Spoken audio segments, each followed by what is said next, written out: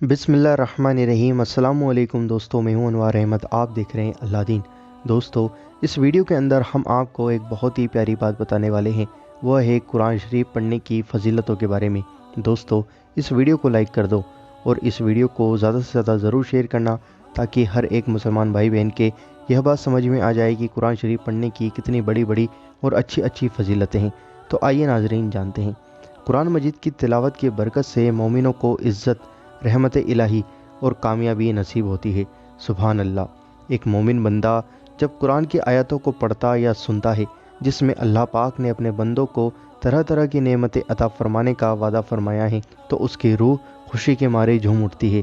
और जब उन आयतों को पढ़ता या सुनता है जिसमें उसने नाफरमानों को सजाएं देने का बयान फरमाया है, तो वह खौफ इलाही से कांपने लगता है और आंखों से आंसुओं की झड़ी लग जाती है।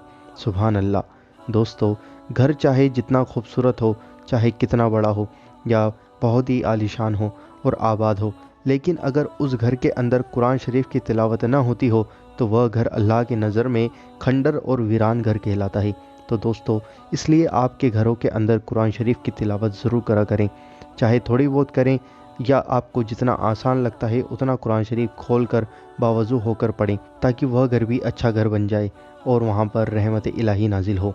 दोस्तों, अल्लाह के प्यारे रसूल हज़रत मोहम्मद मुस्तफ़ा सल्लल्लाहु ताला अलैहि वसल्लम इसकी अहमियत बयान फरमाते हुए इरशाद फरमाते हैं, जिसके दिल में कुरान का कोई हिस्सा नहीं, जिसे कुरान की कोई भी सूरतें आयतें याद ना हो, वह उजड़े हुए घर की तरह है।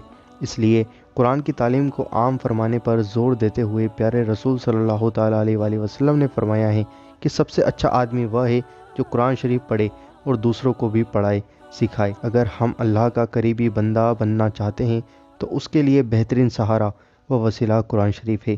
जो शख्स जितने अदब व खुलूस से कुरान शरीफ की तिलावत करता है, वह उतनी देर तक अपने रब से बात करता है। कुरान शरीफ की तिलावत करने से रहमत नाजिल होती है, घर में हो रही परेशानी दूर हो जाती है, मुश्किल से मुश्किल काम आसान हो जाते हैं। अल्लाह ताला हमें अपने हबीब के सदक़े और औलिया अल्लाह के सदक़े कुरान मजीद की तिलावत करने की तौफीक अता फरमाए।